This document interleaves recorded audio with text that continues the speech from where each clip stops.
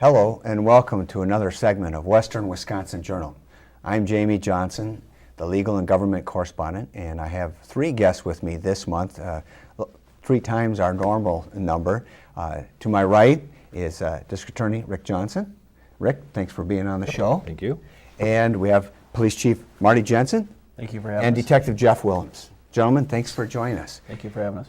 You bet. And today we don't have a lot of notes. We didn't do an hour-long rehearsal for this, but it was suggested that we have a segment on the drug issues that have risen up. Now, it's an issue, a social problem that has never seemed to go away, but I wanted you first to talk a little bit about your backgrounds, and then let's talk about whether or not Hudson has a drug problem. So I guess we'll start with you, Rick, by default with the prosecuting side of this. What's your experience here in this area? Well, it's been a long time. I mean, I'm the longest serving DA in the state right now as of January 1st. And I've been in this area since 1982 as a prosecutor, elected DA here in St. Croix County since '89. So I've been here a long time and I've seen a lot of things along with Marty.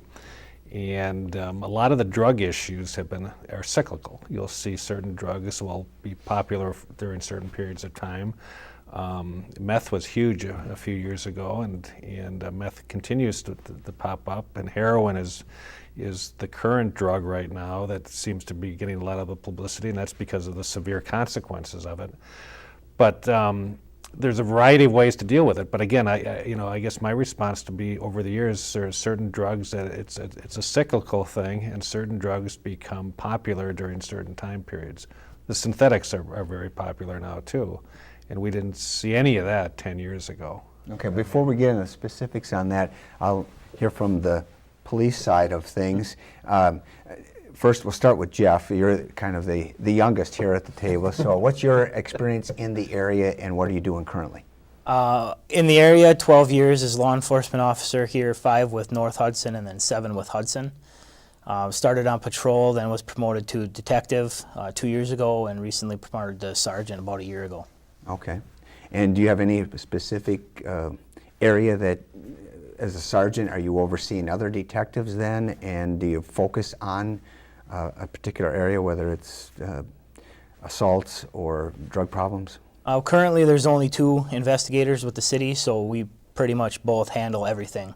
If something is drug related, I guess that would be my focus. Okay, great. And Chief Jensen, you were mentioning that you were here in the 80s as well. I moved to Hudson in 1985 when I started part-time with the Hudson Police Department. Became full-time in 1987 and then worked my way up to the ranks and got the chief's position in 2008. So I've been here just over 26 years. And I guess I agree with Rick here. I think the drug problem in the city has been kind of, just like he said, cyclical. You know, you'll see drugs will come and go and so forth. And I think Jeff does a really good job of working on those cases. I know he's kind of being a little bit modest right now, but when we have information that comes in, he usually jumps right on top of it and takes off. So, well, first of all, is this the drug issues that you mentioned that are cyclical? Is this unique to Hudson in your experience? No, I wouldn't say not. No. No, I don't think so. Or even to St. Croix County?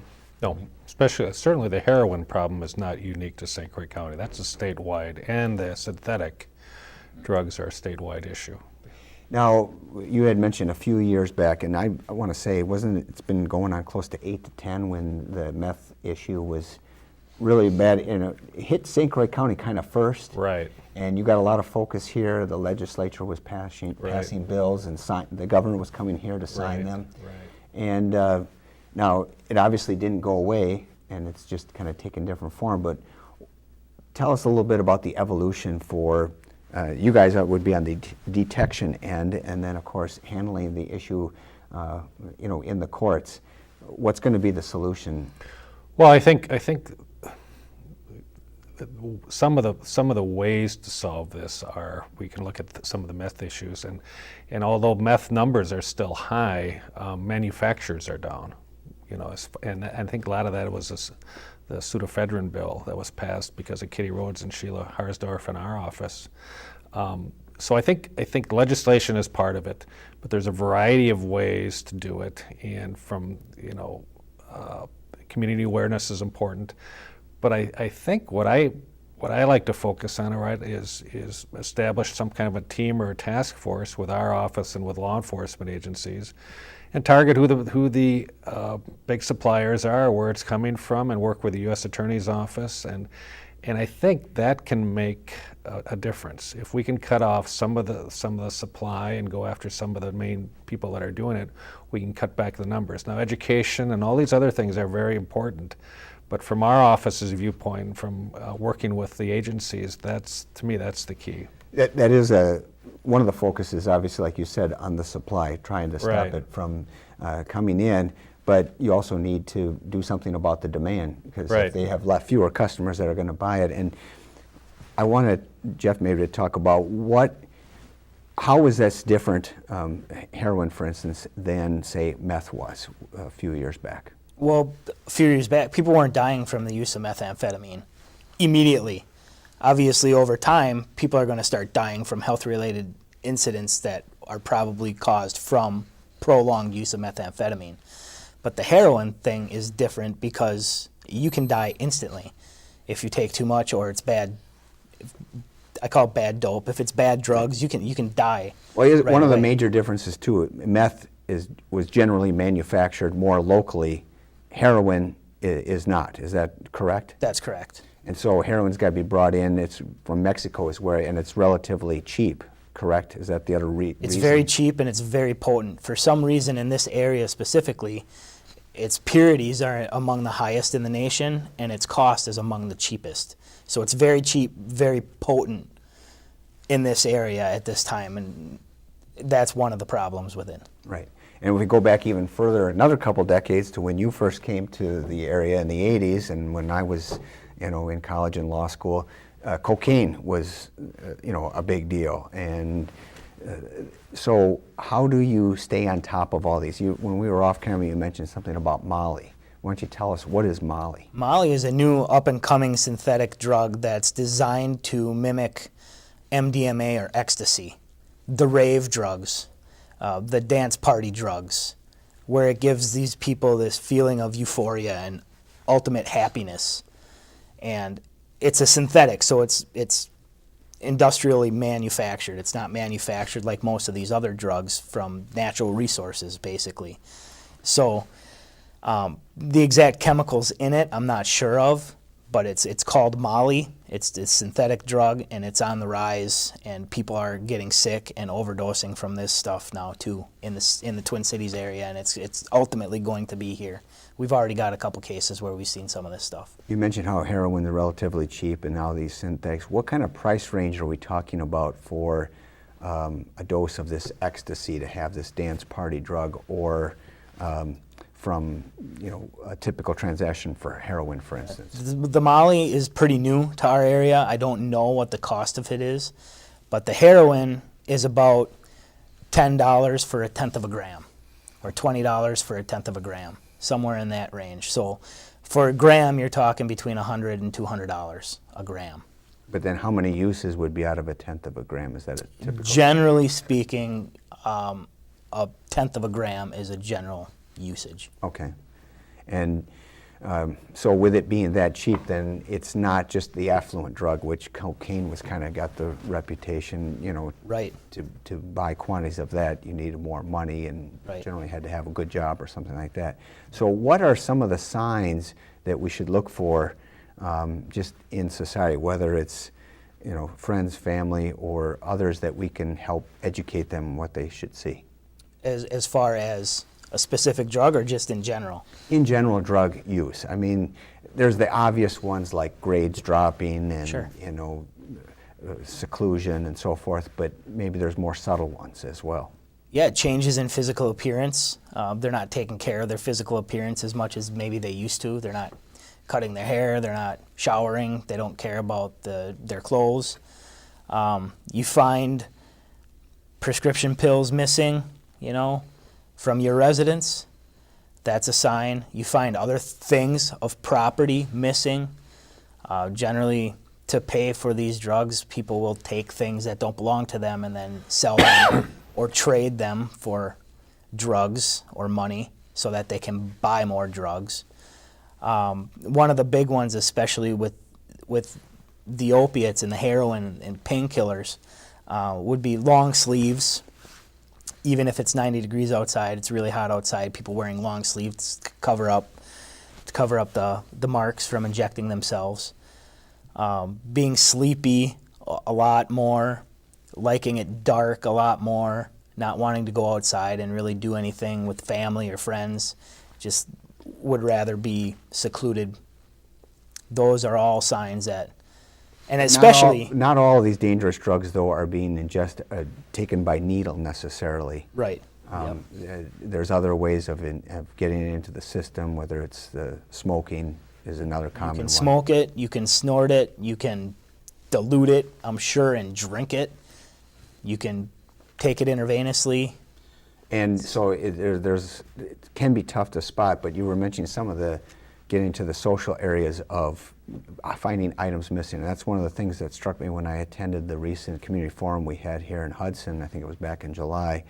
And the stories of the parents who were totally ignorant about drug use and then finding their furniture literally sold out from under them by their kids and not even knowing that their kids were using drugs. Right.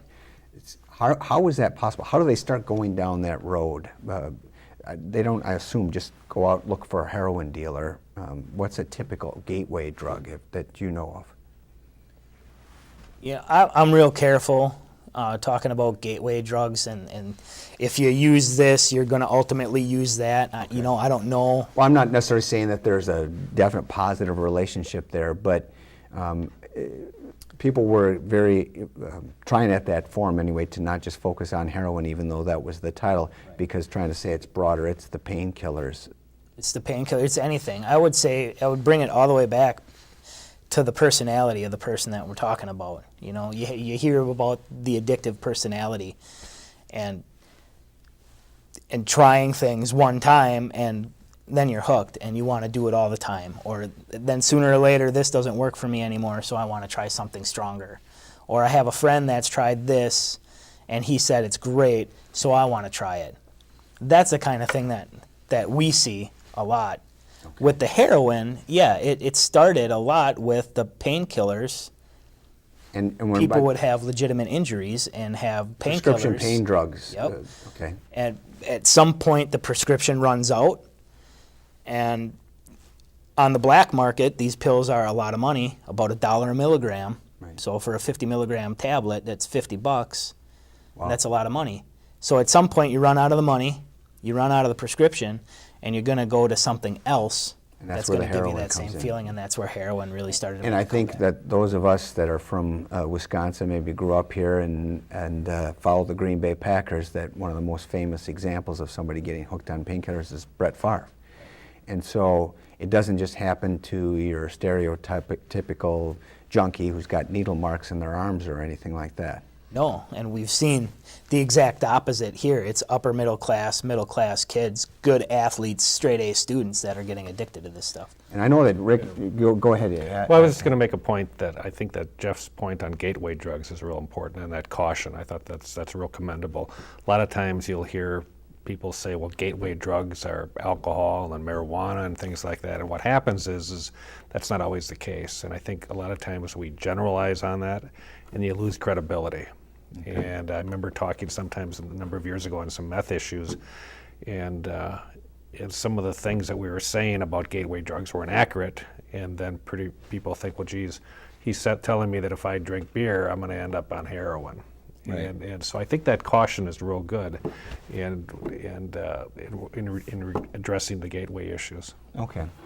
But then how do we solve this? Because it's obvious that just by talking about it, educating, that's a start, but that's not an end-all in itself, right, nor is an arrest, nor is a conviction necessarily. Right. So. Or prison. Prison isn't the issue. I think there's the trend now in justice is evidence-based.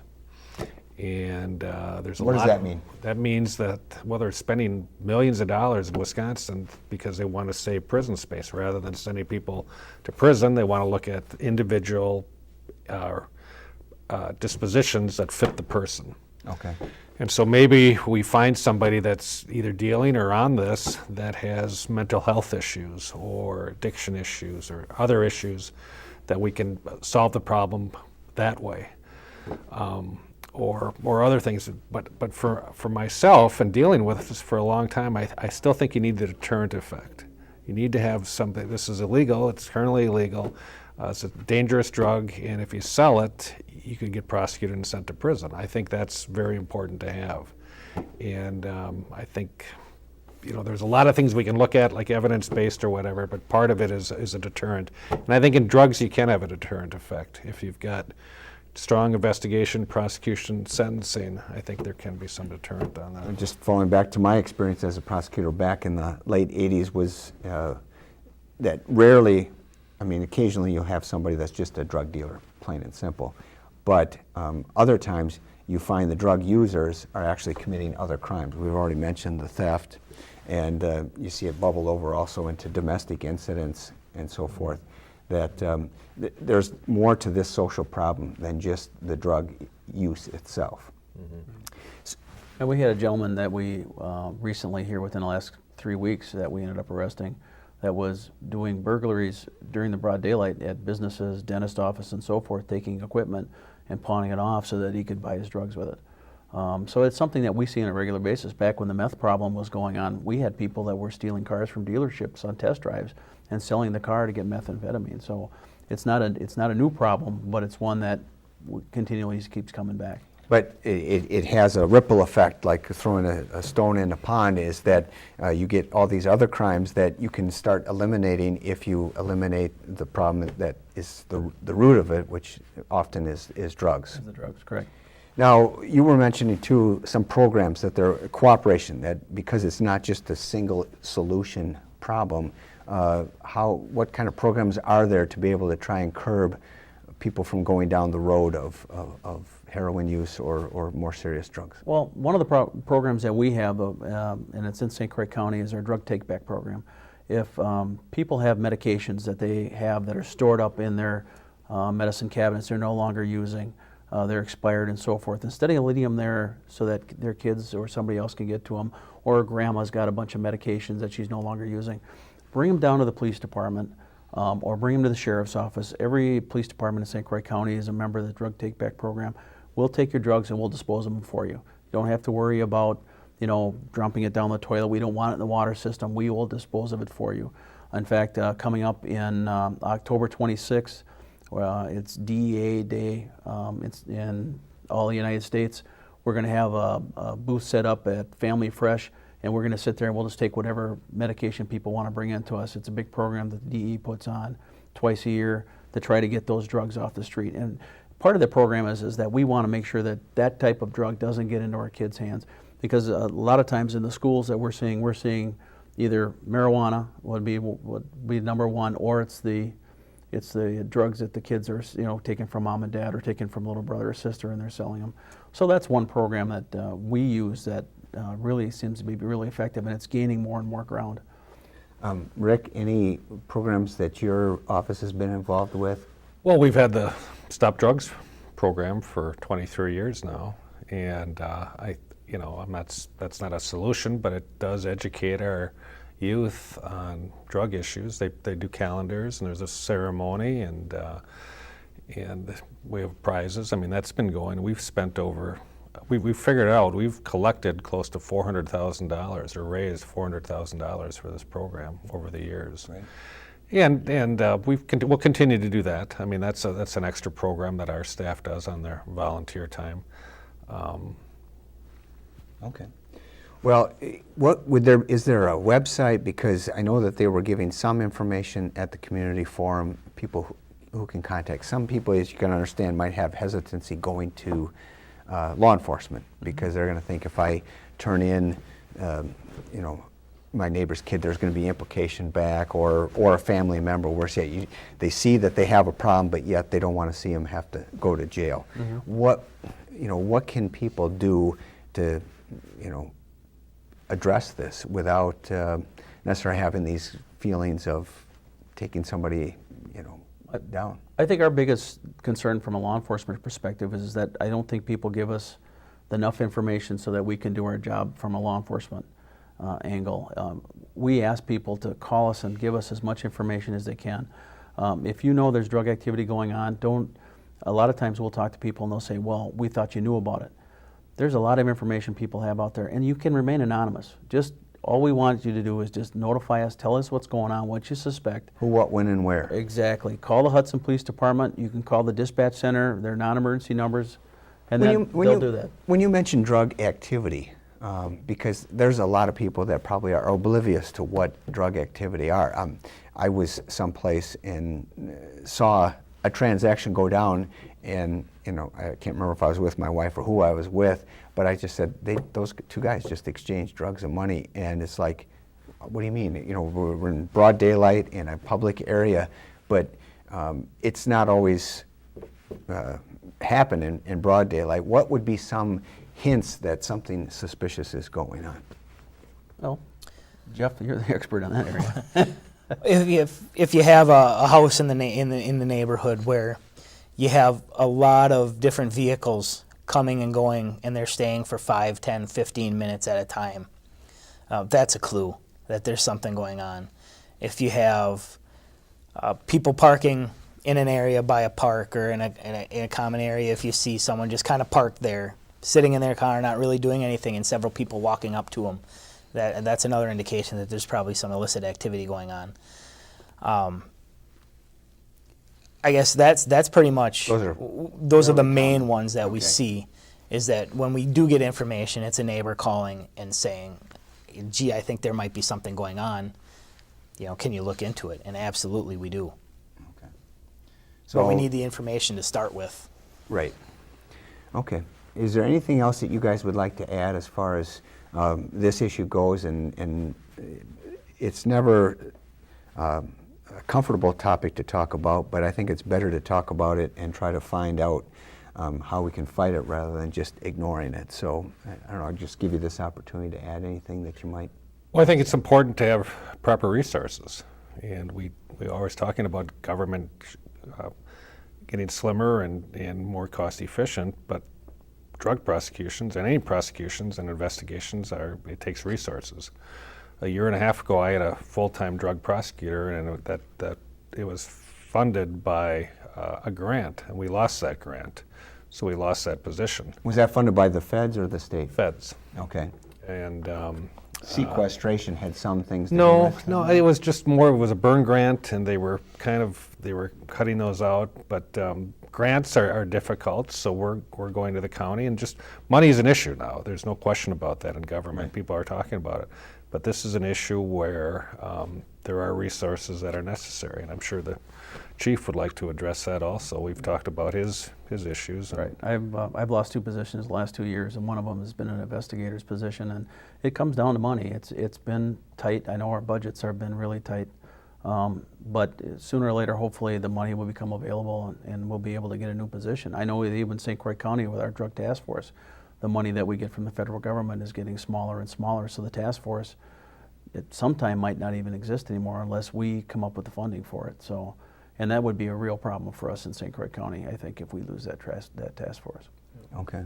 Well, those are good points to end on, and I think somebody, and I can't remember what the most current, you might have heard at one of your recent seminars, but for every dollar we're spending on detection and education, I mean, we save many dollars on the end when avoiding people going to prison. Right. And the extra crimes and the social costs with those crimes that victims that are affected by that. I think we'd all agree, all the law enforcement people here in the room would agree that the solution isn't totally investigation, imprisonment, conviction, or conviction imprisonment. There are a variety of ways to go at it, and I think we're all in favor of those other ways. So they could contact the Hudson Police Department, St. Croix County Sheriff's Department, even the DA's office. You have people that would be able to direct them to? We'd refer them to the local jurisdiction, either the Sheriff's Department or the municipality. And if they're reluctant to go to the police or law enforcement, they could call the Department of Social Services would be another area resource? Sure.